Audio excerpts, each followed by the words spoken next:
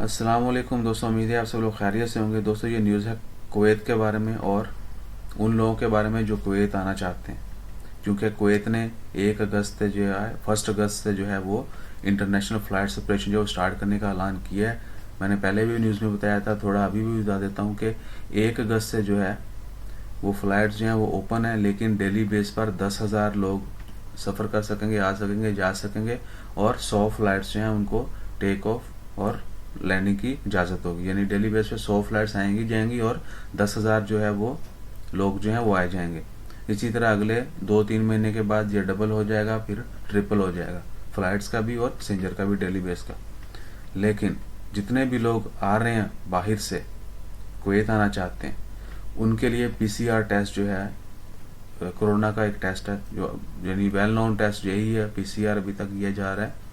تو PCR test جو ہے کورونا کا وہ کروانا لازمی ہے، اور وہ اس کی رپورٹ 3 دن پرانی ہونی چاہیے اور وہ نیگیٹو ہونی چاہیے۔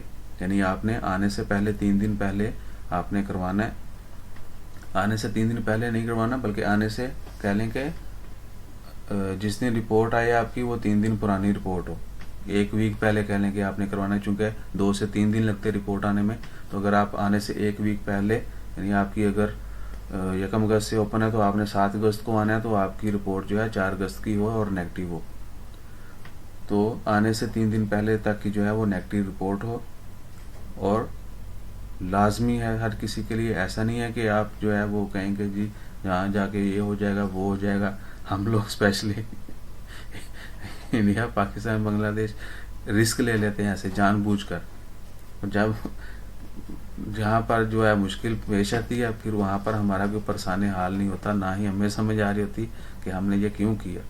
سو کبھی بھی کسی بھی قسم کا اس طرح کا اسپیشلی رسک مت لیں۔ آپ کو انٹری نہیں ہوگی، اپنا ٹیسٹ ضرور کروائیں وہ تمام احباب جو کویت واپس آنا چاہتے ہیں۔